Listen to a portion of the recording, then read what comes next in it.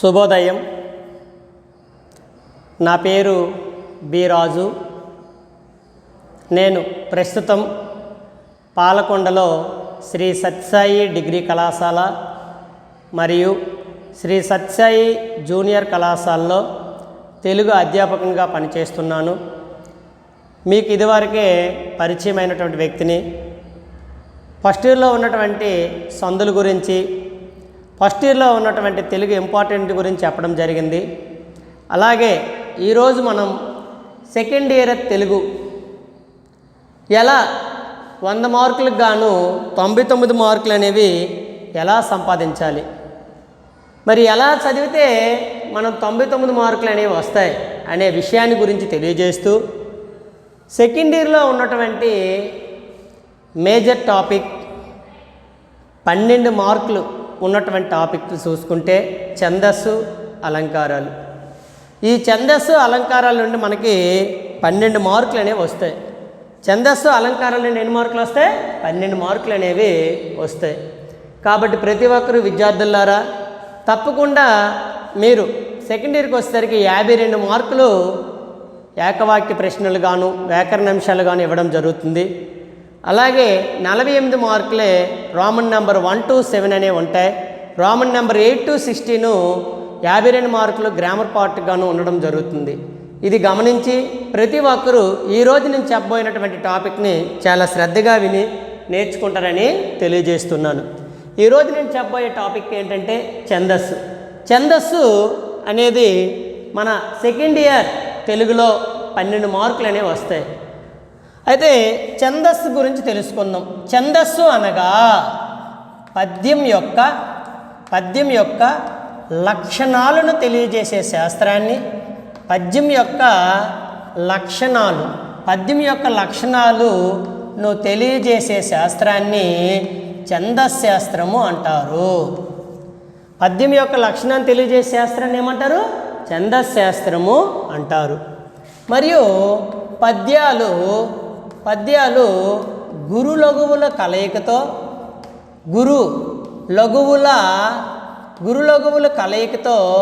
ఏర్పడతాయి.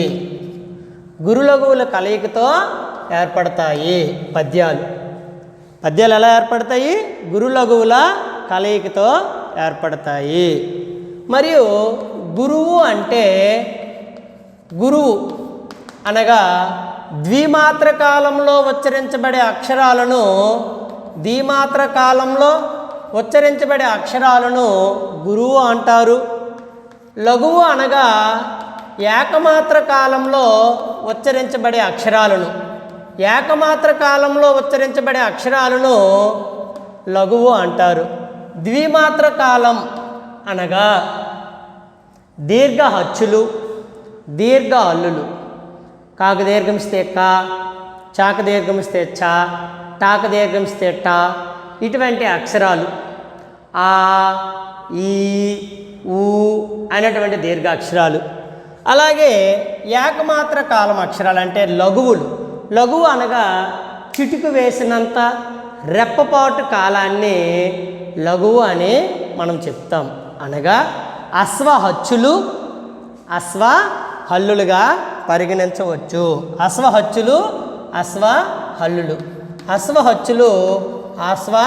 హల్లులుగా మనము పరిగణించవచ్చు. ఇది మరొకసారి పద్యం యొక్క లక్షణాన్ని తెలియజేసే శాస్త్రాన్ని ఛందస్సు అంటారు. ఈ పద్యాలు అనేవి గురు లఘువులు కలయికతో ఉంటాయి. గురువు అనగా ద్విమాత్ర కాలంలో ఉచ్చరించబడే అక్షరాలను గురువు అంటారు. లఘువు అనగా ఏకమాత్ర కాలంలో ఉచ్చరించబడే అక్షరాలను లఘువు అంటారు. అలాగే ఛందస్సులో యతి అనేది ఉంటుంది. యతి అనగా పద్యపాదంలో మొదటి అక్షరాన్ని యతి అంటారు. పద్యపాదంలో రెండవ అక్షరాన్ని ప్రాష అంటారు. ఇక్కడ బాగా గుర్తుపెట్టుకోవాలి. 1 word ఆన్సర్ ఇస్తారు. 1 word ఆన్సర్ ఎలా ఇస్తాడు? ఏమని ఇస్తాడు? పద్యం యొక్క లక్షణాన్ని తెలిపే శాస్త్రాన్ని ఏమంటారు? ఛందస్సు శాస్త్రము. అలాగే ద్విమాత్ర కాలంలో ఉచ్చరించబడే అక్షరాలను ఏమంటారు? గురువులు.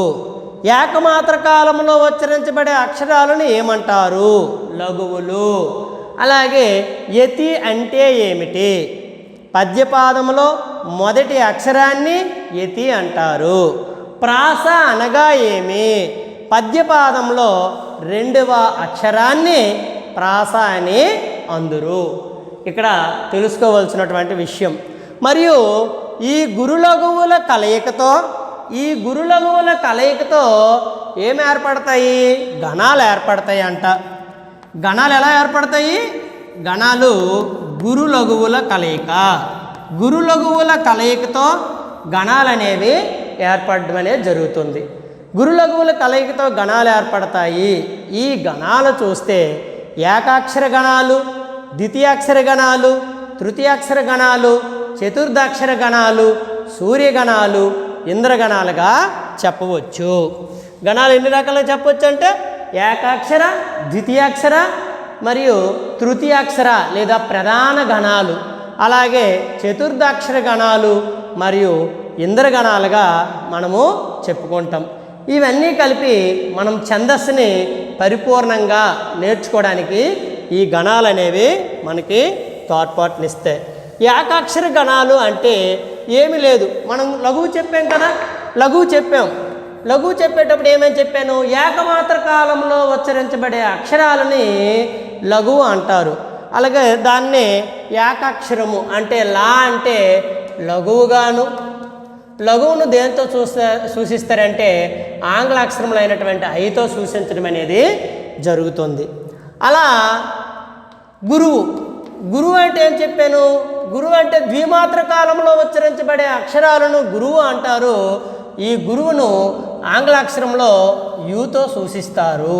దేంతో సూచిస్తారు? యూతో సూచిస్తారు. లా అంటే లఘువు, గా అంటే గురువు. లా అంటే లఘువుగాను, గా అంటే గురువుగాను చెప్పవచ్చు. వీటిని ప్రథమాక్షర గణాలు అంటారు. నెక్స్ట్ వన్ ద్వితీయాక్షర గణాలు.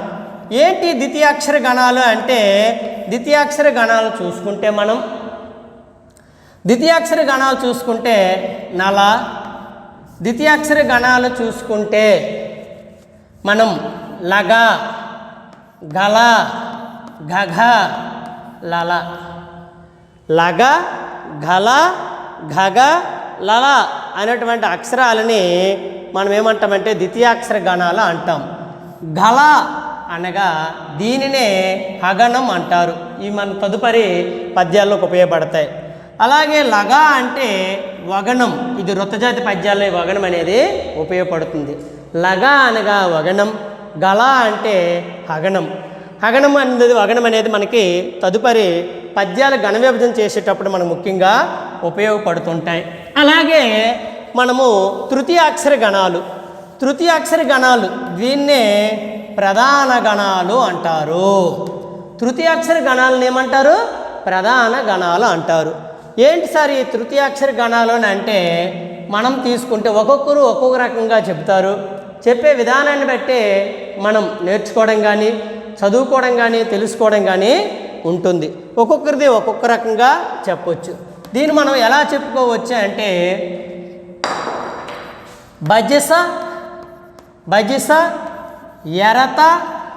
బజిస ఎరత నమ అనుకోండి ఒక బండకోడు. ఆది గురువు భగనం, మధ్య గురువు జగనం, అంత్య గురువు సగనం. అలాగే ఆది లఘువు యగనం, మధ్య లఘువు రగనం, అంత్య లఘువు తగనం. 3 లఘువులు 3 గురువులు. దీన్ని పరిగణలో తీసుకొని మనం తృతీయాక్షర గణాలు అంటేమో చేయగలము. తృతీయాక్షర గణాలు ప్రధాన గణాలు. మరి దీనికి తోడుగా మనం సింపుల్గా ఒక చక్రాన్ని కూడా వేసుకుంటే ఘన విభజన అనేది ఈజీగా చేయగలుగుతాం. పైన అంతే ఉత్తర దిశ లేదా నెత్తి మీద అనుకోండి. యా పక్కనే మాక దీర్ఘం, తాక దీర్ఘం, రాక దీర్ఘం, జ భ న స అంటే యమాతర రాజబానస. రాజమానస అనేటువంటి ఒక చక్రం వేసుకుని కూడా మనం గణాలు గుర్తించగలం. యా అంటే లఘువు, మాకు దీర్ఘం ఉంది కాబట్టి గురువు, తాకు దీర్ఘం ఉంది కాబట్టి గురువు, రాక దీర్ఘం ఉంది కాబట్టి గురువు, జా అనేది లఘువు, బాక దీర్ఘం ఉంది కాబట్టి లఘువు, నా లఘువు, సా లఘువు. వీటిని మనం ప్రధాన గణాలు చేసేటప్పుడు శ్రవ్య దిశలో చూసుకోగలగాలి. ఒక గణం తర్వాత మిగతా 2 అక్షరాలని తీసుకొని 3 ప్రధాన గణాలుగా మనము చేసుకోగలగాలి. అలా చేసుకుంటూ పోతే ఈజీగా మనం ఛందస్సును అనేది చేయవచ్చు. శ్రవ్య దిశ అంటే గడియారం తిరిగే దశ, గడియారము తిరిగే దశ. దీంతో మనము వ్యాకరణ అంశాలని చేయగలుగుతాం. ఉదాహరణ నేను ఒక ఎగ్జాంపుల్ చూపిస్తాను చూడండి. ఇక్కడ భగనం ఉంది, భగనం అనేది ఇక్కడ ఉంది కాబట్టి ఈ భగనం అనేది ఎక్కడ ఉంది, ఇలా ఉంది. బా అంటే గురువు ఉంది, తర్వాత బా తర్వాత ఇలా శ్రవ్య దిశ కాబట్టి లఘువు లఘువు. ఇలా మనం యమాతర రాజమానసని అనేది వేసుకుంటూ ఈ ప్రధాన గణాలను మనము చేయగలగాలి. అలాగే మరొక విషయం మనం చెప్పుకోగలగాలి. ఏంటది? నెక్స్ట్ ప్రధాన గణాలు అయిపోయి ప్రధాన గణాల తర్వాత మనకి చతుర్థాక్షర గణాలు అనేవి ఉంటాయి. చతుర్థాక్షర గణాలు, ఈ చతుర్థాక్షర గణాలు చూసుకుంటే ఏంటవి చూద్దాం. చతుర్థాక్షర గణాలు నల, నగ, నల, నగ, సల. నల, నగ, సల. నల అంటే నా అంటే 3 లఘువులు ఇదివరకు నేర్చుకున్నాం. నా పక్కనే లా ఉంది కాబట్టి మరొక లఘువు. నగ అంటే 3 లఘువులు, మరి గా అంటే గురువు. సల అంటే లఘువు లఘువు, గురువు లఘువు. వీటిని మనం చతుర్థాక్షర గణాలు అంటారు. ఏ గణాలు అంటారు? చతుర్థాక్షర గణాలు అంటారు. దీని తర్వాత మనము ఇంకే గణాలు నేర్చుకోవాలి అని అంటే ఇంద్రగణాలు అనేవి నేర్చుకోగలగాలి. ఏంటి సార్ ఇంద్రగణాలు ఏంటవి అని అంటే ఇంద్రగణాలు అనేవి 6 ఉంటాయి. ఏంట ఇంద్రగణాలు అనగా మరలా నల, నగ, సల, భా, ర, త. నల, నగ, సల, భరత.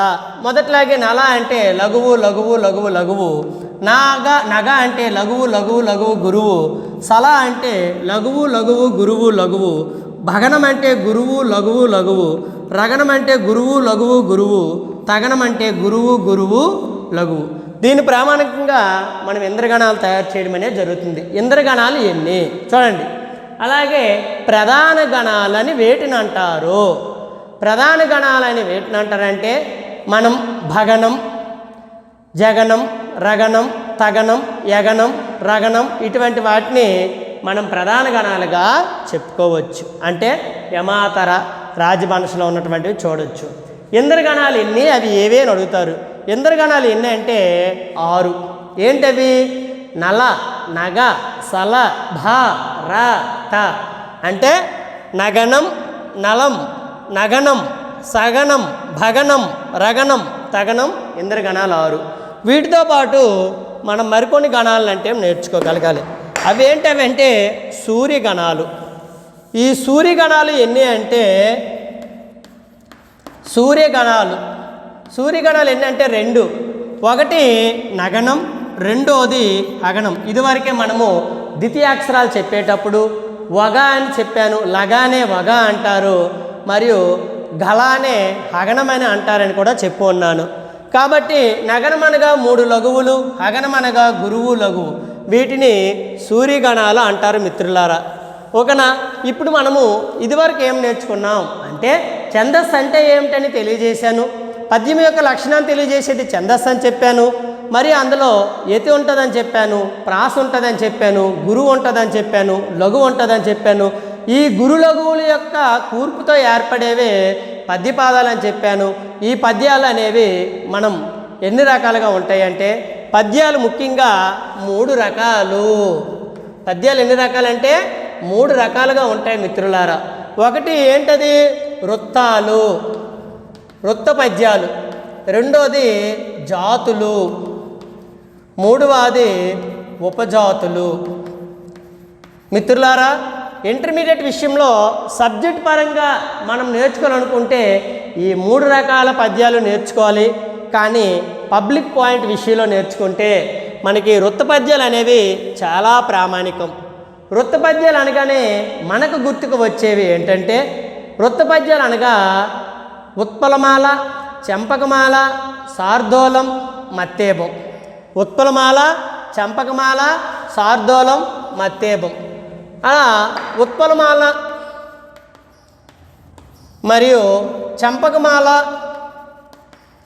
అలాగే శార్దూలం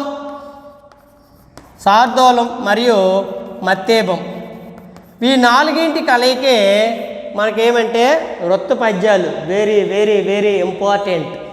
ఈ నాలుగింట్లో ఒకటి మనకి ఇలా కృష్ణుడు అడుగుతాడు, ఈ క్రింది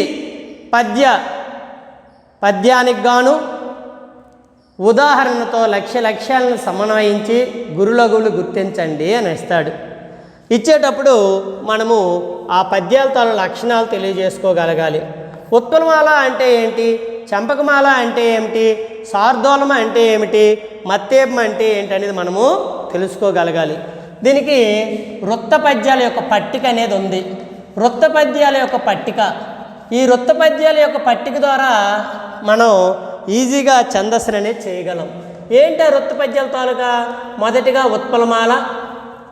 ఉత్పలమాల తరువాత చంపకమాల తరువాత శార్దూలం తర్వాత మత్తేపం. చెప్తాను మిత్రులారా ఒక్కొక్క దాని గురించి. ఇందులో ఉత్పలమాలలో ఉన్న అక్షరాలు 20 అక్షరాలు ఉంటాయి, చంపకమాలలో 21 అక్షరాలు ఉంటాయి, శార్దూలంలో 19 అక్షరాలు ఉంటాయి, మత్తేపంలో 20 అక్షరాలు ఉంటాయి మిత్రులారా. అలాగే ఉత్పలమాలకు వచ్చేసరికి యతిస్థానం 10వ అక్షరం, చంపకమాలకు వచ్చేసరికి యతిస్థానం 11వ అక్షరం, శార్దూలంకి వచ్చేసరికి యతిస్థానం 13వ అక్షరం, మత్తేపంకి వచ్చేసరికి యతిస్థానం 14వ అక్షరం. మరి ఉత్పలమాలలో ఉన్నటువంటి గణాలు భా, రా, నా, భా, భా, రా, వా అనే గణాలు మనం తెలుసుకోగలగాలి. అలాగే చంపకమాలకు వచ్చేసరికి నా, ఝ, భా, ఝ, ఝ, ఝ, నజ, బజ, ఝ, ఝ, జ, రా, నజ, బజ, జజరా, నజ, బజ, జజరా, నజ, బజ, జజరా అనే గణాలు వస్తాయి. అలాగే శార్దూలం అనగానే ఇక్కడ చిన్న మిత్రులారా సాతో సారాదు మాతో మారాదని చిన్నగా బండకోడి పెట్టుకొని గణాలు రాయగలం మనం. అంటే సాతో సారాదంటే మా, స, జ, స, థ, థ, ఘ. అలాగే మత్తేపం అంటే సా, భా, రా, నా, మా, యా, వా. దీన్ని ఎలా చేస్తాం సార్? వీటిని ఈ పట్టిక ఉపయోగించినటువంటి చక్రం, యమాతర్ రాజవంశ చక్రాన్ని ఉపయోగించి వృత్త పద్యాలను అత్యంత సింపుల్గా మనము గుర్తించగలం. అలాగే ఉత్పలమాల అంటే ఏంటంటే, ఉత్పలమాల అనగా కలువ పూలమాల అని అర్థం. ఉత్పలమాల అంటే అర్థం ఏంటమ్మా? కలువ పూలమాల అని అర్థం. అంటే కలువ పూలు అనే ఒక మాలగా కూర్చి ఉంటే ఎంత సుకుమారంగా ఉంటుందో దాన్ని ఉత్పలమాల అంటారు. అలాగే చంపంగమాల అంటే చంపంగి పూమాల అని అర్థం. చంపంగి పువ్వులు ఎంత సువాసన వెదజల్లేటట్టు ఎంత ఆనందాన్ని ఇస్తాయి ఈ పద్యాలు కూడా, మరియు శ్రోతలకు అంతే ఆనందాన్ని తెలియజేస్తుంటాయి. అలాగే శార్దూలం అంటే పులి, గాండ్రించే పులి, పెద్ద పులి. శార్దూలం అంటే పులి గాండ్రింపు ఎలా ఉంటుందో పద్యాలు చదివేటప్పుడు తెలుగు అంత గాండ్రింపుతో ఉండేటట్టుగా ఈ పద్యాలు చదవగలగాలి. మరియు మత్తేపం అంటే మదించిన ఏనుగు బాగా బలిచినటువంటి ఏనుగు ఎంత నెమ్మదిగా అడవిలో వెళ్తుందో మరి ఆ రకంగానే ఈ మత్తేప పద్యాలు మనము చెప్పుకుంటాం. ఈ రకంగా తెలుసుకుంటే చాలా వెరీ వెరీ ఇంపార్టెంట్. ఈ నాలుగిట్లో ఒకదాని గురించి పద్య లక్షణాలను తెలియజేస్తూ ఒక పద్యపాదాన్ని రాసి పద్య లక్షణాలను తెలియజేస్తూ ఉదాహరణతో సమన్వయించండి అని 6 మార్కులుగా అడుగుతాడు ఇంటర్మీడియట్లో. ఈ 6 మార్కులు అనేవి చాలా ప్రామాణికం. ఇప్పుడు చెప్పిన టాపిక్ పైన అన్నిటిపైన ఏకవాక్య ప్రశ్నలు అనేవి అడుగుతాడు. ఏమీ లేదు, ఉత్పలమాలలో ఉన్న గణాలేవి, భరణ భవరవ. ఉత్పలమాలలో యతిస్థానం ఎన్నో అక్షరము? 10వ అక్షరం. ఉత్పలమాలలో ఉన్నటువంటి మొత్తము అక్షరాలు ఎన్ని? 20. అలా చంపకమాలకి, శార్దూలంకి, మత్తేపంకి ఉంటుంది, చూసుకుంటారు, బోర్డు పైన రాసి ఉంటుంది. ఇలా ఒక్కొక్క దాన్ని తెలియజేసుకుంటూ మనం ఈ గణ విభజన అనేది ఎలా చేస్తారు సార్? ఒక్కొక్క పద్యాలు ఉంటాయి మీకు. సెకండ్ ఇయర్ పద్యాలు అయితేనేమి మరియు ఫస్ట్ ఇయర్ పద్యాలు అయితేనేమి, ఓ పద్యం అనే వృత్తజాతి పద్యాలు అనగానే ఒక్కొక్క పద్యము 4 పాదాలు అనేవి కలిసి ఉంటాయి. ఈ 4 పాదాలతో ఒక పాదాన్ని మనం తీసుకుంటే దాన్ని ప్రామాణికంగా తీసుకొని మనము గురులఘువులు అంటే గుర్తించగలం. ఉత్పలమాల అనే రాసేటప్పుడు ఈ క్రింది కొన్ని నోట్స్ మనం రాయాలి. ఉత్పలమాల అనగా ఇది వృత్తజాతి పద్యం. ఈ పద్యంలో 4 పాదాలు ఉంటాయి. ప్రతి పాదంలో భరణబబరవ అనే అక్షరాలు, భరణబబరవ అనే ఘనాలు వరుసగా వచ్చును. మరి ప్రతి పాదంలో 20 అక్షరాలు ఉండెను. యతిస్థానం 10వ అక్షరం, ప్రాసనియమం కలదు, ప్రాసయతి చెల్లదు. అలాగా ఉత్పలమాల గురించి తెలుసుకోగలగాలి. చూడండి మిత్రులారా, ఇక్కడ ఉత్పలమాల అని రాశాను. రేపొద్దున ఉత్పలమాల అని మీకు క్వశ్చన్ పేపర్పై కనిపిస్తే మీరు ఎలా రాయగలగాలి? ఉత్పలమాల అనేటువంటి ఇది రోమన్ నెంబర్ అనేది మనం వేసుకొని, ఆ రోమన్ నెంబర్ వేసుకున్న తర్వాత ఉత్పలమాల అనేది క్వశ్చన్ నెంబర్ వేసి రాసి, ఇది వృత్తజాతి పద్యం. ఈ పద్యంలో 4 పాదాలు ఉంటాయి. ప్రతి పాదంలో వరుసగా భరణబబరవ అనే ఘనాలు వచ్చును. యతిస్థానం 10వ అక్షరం, మొత్తం 20 అక్షరాలు ఉండెను, ప్రాసనియమం కలదు అని రాసుకొని ఒక పద్యాన్ని మనము ఉదాహరణకు ఒక పద్య పాదాన్ని రాసుకోగలగాలి. నేను రాశాను చూడండి. రాముని డాగురించి నిన్ను రావణుడు ఎత్తుక వచ్చువేళ నీ హేమ విభూషణలు అంటే ఇది హనుమ సందేశం ఉన్నటువంటి ఒక పద్యం. సీతాదేవిని రావణాసురుడు ఎత్తుకుపోయేటప్పుడు ఆ సీతాదేవి ఆ ఋష్యమూక పర్వతం పైన తన నగలన్నింటినీ పడే సందర్భంలో ఈ పద్యం తీసుకున్నారు. ఇప్పుడు పద్యాలు చెప్పడానికి సమయం కాదు మిత్రులారే, ఉదాహరణ మాత్రమే చెప్తున్నాను. రాముని డాగురించి నిన్ను రావణుడు ఎత్తుకు వచ్చేవేళ నీ హేమ విభూషణలు అంతవరకు లేదు, నీ అంతవరకే అంటే వచ్చేవేళ నీ వరకు ఆపిస్తా, అక్కడతో ఒక పాదం అనేది కట్ అయిపోతుంది, సరిపోతుంది మనకి. దీన్ని మనము 3 అక్షరం వృత్త పద్యాలు అంటే ప్రధాన గణాలు అంటే 3 అక్షరాలతో తేలుతుంది 3. అలాగే మిత్రులారా, మనం ఛందస్సు వేసేటప్పుడు లఘువుల లక్షణాలు ఉంటాయి, గురువుల లక్షణాలు ఉంటాయి. మీకు కావాలంటే అది కూడా ఇప్పుడే చెప్పేస్తాను వినండి. లఘువు అంటే ఏకమాత్ర కాలంలో ఉచ్చరించబడే అక్షరాలను లఘువులు అంటారు కదా, అవి ఏంటంటే అశ్వహచ్చులు, అశ్వహల్లులు. గురువు అంటే మీకు చెప్పాను, ద్విమాత్ర కాలంలో ఉచ్చరించబడే అక్షరాలను గురువులు అని చెప్పి ఉంటాం. గురువులని దీర్ఘహచ్చులు, దీర్ఘహల్లులుగా చెప్పవచ్చు. అలాగే గురువును గుర్తించేటప్పుడు ముందు అక్షరం అనేది మనం చేస్తున్నటువంటి ఒక అక్షరానికి ముందు నిండు సున్నా ఉంటే ఆ అక్షరం గురువుగానే పరిగణించగలగాలి, పుల్లాక్షరం ఉన్న గురువుగానే పరిగణించగలగాలి. అలాగే ద్విత్వాక్షరము, సంయుక్తాక్షరం ముందు ఉన్నటువంటి అక్షరాలు కూడా గురువుగానే పరిగణించగలగాలి. వట్రసుడి గలవి పుట్టాక్షరాలన్నీ కూడా లఘువులుగా పరిగణించుకోగలగాలి. ఇవి మనం గమనించవలసినటువంటి విషయాలు. ఇలా మనం ఒక పద్యపాదం తీసుకున్నాం చూడండి. ఏమంటే ఉత్పలమాలకు వచ్చేసరికి రాముని డాగురించి నేను రావణుడు ఎత్తుకు వచ్చేవేళ అని ఒక పద్యపాదం రాశాను ఉత్పలమాలకి. దీన్ని ప్రధాన గణాలుగా 3గా విడదీసుకుందాం. ఒకటి ఇలా విడదీస్తున్నాను. ఇక్కడ వచ్చేసరికి మొత్తం అక్షరాలు ఎన్నేందుకు కూడా మన లెక్క తెలిసిపోతుంది. 1 2 3 4 5 6 మరియు 6 3 18, 18 2 20 అక్షరాలు. ఉత్పలమాలలో ఎన్ని అక్షరాలు ఉంటాయని చెప్పాను? 20 అక్షరాలు ఉంటాయని చెప్పాను. మరి ఉత్పలమాలలో ఏ గణాలతో ఏర్పడుతుందని చెప్పాను? అది కూడా రాద్దాం. భ ర న భ భ ర వ అనే గణాలతో ఏర్పడుద్దని చెప్పాను. మిత్రులారా, ఇదివరకే మీకు ఒక ఏంటది చక్రాన్ని ఇచ్చాను. యమాతర్ రాజబన్స్ అనే ఒక చక్రాన్ని ఇచ్చాను. అలా సింప్లిఫైడ్గా మీరు పబ్లిక్ పరీక్షలో ఎలా మార్కులు సాధించవచ్చో అది చెబుతున్నా. లఘువు గురువు, గురువు గురువు, లఘువు గురువు, లఘువు, ఇలా మనం చెప్పడం అనేది జరుగుతుంది. ఇక్కడ భా అనేది ఉంది మిత్రులారా, అంటే అక్షరాలు బట్టి వెళ్ళొచ్చు. అక్షరాలు బట్టి వెళ్తే నాకు తెలుస్తుంది, చదివిన వాళ్ళకి తెలుస్తుంది. అంటే దీర్ఘాక్షరం ఏది, మరియు సంయుక్తాక్షరం ఏది, ద్విత్వాక్షరం ఏది, పుల్లాక్షరం ఏది, నిండు సున్నా ఎక్కడ ఉంది, ఇదంతా పరిగణలో తీసుకొని మనం చేసే కంటే సింపుల్గా మనం చేయడానికి ఇదొక టెక్నిక్. అంటే సార్ మరి 20 అక్షరాలు అనేసరికి ఉత్పలమాలకి ఉంటుంది, అలాగే మధ్యమం కూడా ఉంటుంది కదా సార్, మరి అప్పుడే ఎలా అని అంటే ఉత్పలమాలకు వచ్చేసరికి మొదటి భగనం అంటే గురువుతో స్టార్ట్ అవుతుంది. అలాగే మత్తేము వచ్చేసరికి మొదట సగనం ఉంటుంది, అంటే లఘువుతో స్టార్ట్ అవుతుంది. ఈ రెండు విషయాలు గమనించి 20 అక్షరాలు ఉన్నప్పటికీ కూడా మొదటి గురువుతో ప్రారంభమైందా అక్షరం, లఘువుతో ప్రారంభమైందా ఘనం అనేది గుర్తించుకొని మనం చేయగలగాలి. ఇది భా రా నా భా భా రా వా అనేటువంటి మొత్తం 7 గణాలుగా మనము తీసుకోవడం అనేది జరిగింది మిత్రులారా. భగనం అంటే మీకు తెలుసు, ఇక్కడ రాక దీర్ఘం ఉంది, గురువు మోకమిస్తేము నాగుడు తెలి అనేది లఘువు, నాకు తెలుసు, మరి మీకు కూడా తెలుసుంటే ప్రాబ్లం లేదు. తెలియకపోతే అప్పుడు ఏం చేయాలి? ఇక్కడ చూడండి మిత్రులారా, చాలా చక్కగా కనిపిస్తుంటుంది.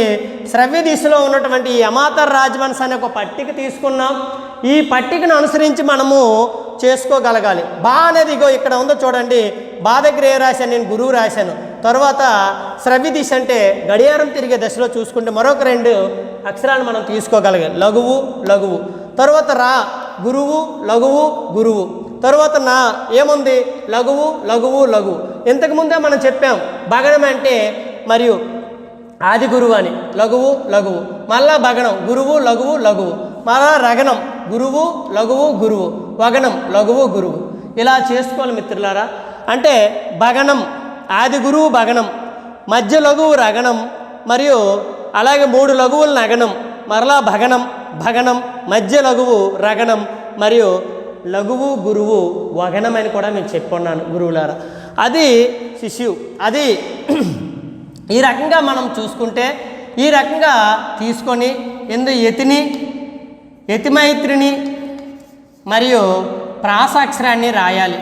6 మార్కులు రావాలంటే, అంటే ఉత్పలమాల యొక్క లక్షణాలు రాయాలి, ఉదాహరణ రాయాలి, దాన్ని ఘన విభజన చేయాలి, ఆ తదుపరి యతిమైత్రి రాసి ప్రాస రాయాలి. చెప్పాను కదా, యతి అంటే పద్యపాదంలో మొదటి అక్షరాన్ని యతి అంటారు. దాన్ని ఏది రా, దాని నియమిత స్థానంలో ఉన్నటువంటి అక్షరం అంటే 10వ స్థానం 3, 6, 9 మరియు 10 అంటే రా రా అనేది యతి. ప్రాస అక్షరం ఏంటంటే ము అనేది 2వ అక్షరం ము. ఇలా ఉత్పలమాలని ఇలా చేసుకోగలగాలి. అర్థమైంది కదా మిత్రులారా? బోర్డు పైన చాలా చక్కగా మీకు ఇవ్వడం జరిగింది. అలాగే చంపకమాల. చంపకమాల అంటే మీకు చెప్పాను చంపంగి పూమాల అని అర్థం. చూడండి, ఇక్కడ నేను కలువు పూల మాలగా చెప్పాను. రాముని డా గురించి నేను రావణుడు ఎత్తుక వచ్చు వేళ నీ హేమ విభూషణలు అనేది తెలియజేసి ఉన్నాను. అలాగే చంపకమాల. చంపకమాల అంటే చంపంగి పూమాల అనే అర్థాన్ని ఇస్తుంది. ఇందులో ఒక పద్యపాదం రాశాను, సేమ్ యాజ్ ఈజ్గా ఇది కూడా వృత్తజాతి పద్యమే. ఈ పద్యంలో 4 పాదాలు ఉంటాయి.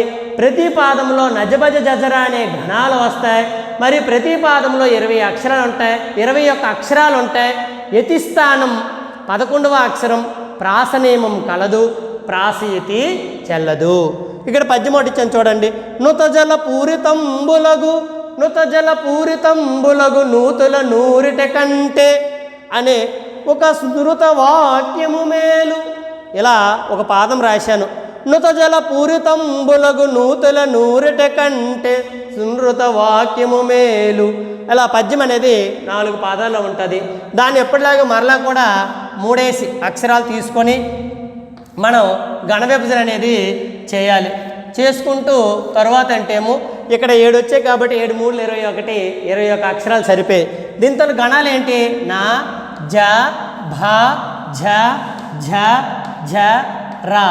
మరి నా అంటే ఇదివరకే మీకు చెప్పాను, లేదంటే ఇక్కడ చక్రం దగ్గరికి మళ్ళీ వెళ్తాను లఘువు. మరి నా అంటే లఘువు కాబట్టి 3 లఘువులు మిత్రులారా. అంటే ఇక్కడ దీర్ఘాక్షరం ఉన్నా, సంయుక్తాక్షరం ఉన్నా, లేదా ద్విత్వాక్షరం ముందున్న అక్షరమైనా, సంయుక్తాక్షరం ముందున్న అక్షరమైనా, పొల్లాక్షరమైనా, నిండు సున్నా ఉన్న గురువులు వేద్దాం. కానీ అసమైనటువంటి హల్లులు ఇవి కాబట్టి లఘువులు. అలాగే జగనం. జగనం అంటే ఇక్కడ చూసుకోవచ్చు లఘువు గురువు లఘువు. లా అనేది లఘువు, మరియు పాకి దీర్ఘం ఉంది, పాకము దీర్ఘం ఇస్తే పూ కాబట్టి గురువు, రాగుడితే రి అనేది లఘువు. మరి అందులో ఇలా మరి భగనం. భగనం అంటే పూర్ణ బిందుకు ముందుంది కాబట్టి తా గురువు అవుతుంది, తరువాత లఘువు లఘువు. ఆ తరువాత జగనం లఘువు గురువు లఘువు. మరలా జగనం లఘువు గురువు మరియు లఘువు. తర్వాత జగనం లఘువు గురువు లఘువు. రగనం గురువు లఘువు మరియు తా అనేది ఏంటంటే తగనం. అంటే తగనం అనేసి వస్తే గురువు గురువు లఘువుగా గురువు నుంచుకోవాలి. గురువు గురువు లఘు. రగనం రగణం కాబట్టి గురువు లఘువు గురువు, గురువు లఘువుగా తీసుకోగలగాలి తగనం అంటే. ఆ విధంగా మనము పరిగణలో తీసుకొని చేయాలి. ఇలా చేయడం వల్ల మనం చంపకమాలను పూర్తి చేయగలిగాం. ఇది చంపకమాల యొక్క లక్షణాలు. అంటే నజబజర. మరి దీనికి కూడా యతిమైత్రి మరియు ప్రాస అనేది రాయాలి. ప్రాస యతిమైత్రి ఏంటి? నాకు మిస్తే 11 అక్షరం 3, 6, 9, 10, 11 నూకున్ను నూ ఏమైంది యతిమైత్రి. ప్రాస ఏంటి అక్షరం తా. ఇది మిత్రులారా చంపకమాలకు సంబంధించి అలా మనం గుర్తించుకోగలగాలి. Next one శార్దూలం. మీకు చెప్పాను ఇది కూడా వృత్తజాతి పద్యమే. ఈ 4 కలిపి మనకి 6 మార్కులు వస్తాయి. మరి వీటి నుండి ఏకవాక్య ప్రశ్నలు వస్తాయి. వీటన్నిటిని కలుపుకొని మొత్తం మనకి 12 మార్కులు అనేవి మనకి ఛందస్ టాపిక్. చాలా ఈజీగా సులభంగా మనం రాయగలటువంటి టాపిక్ ఇది. కాబట్టి ప్రతి ఒక్కరూ దీనిపై ఇంటర్మీడియట్ విద్యార్థులు అందరూ కూడా దృష్టి సాధిస్తారని తెలుసుకుంటున్నాను. అలాగే శార్దూలం అంటే ఏం చెప్పాను? పెద్ద పులి అని చెప్పాను. పెద్ద పులి అని చెప్పాను శార్దూలం అంటే. ఆ రకంగా ఉండగలగాలి. తోడంబుట్టువులందరన్ పడిన యా దుఃఖంబు చిత్తంబు సంపీడం బెట్టెడు సౌకుమార్యవతిడ పెంగుల పాంచాలి వార్తోడై వచ్చిరి వారు లేక ఇట మీతరాను వారెల్ల నా తోడున్ గూడగా వచ్చినట్లగున్ కృపాధుర్యాత్మ కావింపవే. ఫస్ట్ ఇయర్లో ఈ పద్యము మనకి ధర్మ పరీక్షలో ఉంటుంది. ఇది శార్దూల పద్యం. దీనికి కూడా మనం గణ విభజన అనేది చేద్దాం. ఇలా 3 అక్షరాలు తీసుకోవాలి. మరియు తీసుకొని మనం దీనికి గురులఘువులు అంటేమో గుర్తించగలగాలి. మరి శార్దూలం అంటే మీకు 19 అక్షరాలు అనేవి వస్తాయి. కాబట్టి 19 అక్షరాలకు దీన్ని గురులఘువులుగా గుర్తించుకుందాం. శార్దూలం అనగానే మనకి ఏమొస్తుంది? మస జస తతగా. మా స జ స థ థ ఘ. ఘ అంటే లాస్ట్లో గురువు. మా అంటే ఏంటి? ఇక్కడ చూడండి. మా అంటే మొదటి లఘువు గురువు. సా అంటే లఘువు గురువు. మరియు జ అంటే ఇక్కడ చూసుకోండి లఘువు గురువు. మరలా స లఘువు గురువు. త గురువు లఘువు. మరియు త మస జస తతగా. థ థ గ గురువు లఘు. అలాగే గా అంటే గురువు. ఇలా సింపుల్ పద్ధతి మీకు చెప్తున్నా. మరొక పద్ధతి అక్షరాలు పెట్టి వెళ్ళొచ్చు. తో కోస్తముతే తో దీర్ఘం ఉంది. మరియు కాబట్టి ఇది గురువు. మరి ఢా అనేది లఘువు. కానీ గురువు ఎలా అయిందంటే పూర్ణ బిందుకు ముందుంది కాబట్టి ఇది గురువు. మరియు బాకుమిస్తే భూ అనేది లఘువే కానీ ద్విత్వాక్షరం ముందుంది కాబట్టి గురువు. ఇదంతా పెద్ద ప్రాసెస్. కానీ సింపుల్గా ఇక్కడ యమాతారు రాజబంశ అని ఒక చక్రం వేసుకుంటారు, ఏం పర్వాలేదు. పక్కనే మీరు ఎక్కడైతే ఛందస్సు చేస్తుంటారో అక్కడ వేసుకొని ఈ రకంగా గురువుల్లో గుర్తించుకోవచ్చు. మరి దీనికి కూడా యతిమైత్రి అనేది రాసుకోవాలి. యతిమైత్రి తప్పనిసరిగా రాయాలి, వదిలేయడానికి లేదు. యతిమైత్రి అంటే చెప్పాను. యతి అంటే పద్యపాదంలో మొదటి అక్షరం తో కోత్తము తేత్తో. మరి దాని నియమిత అక్షరం 13వ అక్షరం 3, 6, 9, 12 దోకమిస్తే దు. యతిమైత్రి ప్రాసాక్షరం ఏంటంటే ఢ. ఇది శార్దూలం మిత్రులారా. శార్దూలం అంటే మీకు చెప్పుకున్నాను ఇది దేనికి సంబంధించింది అంటే పెద్ద పులి అని చెప్పాను.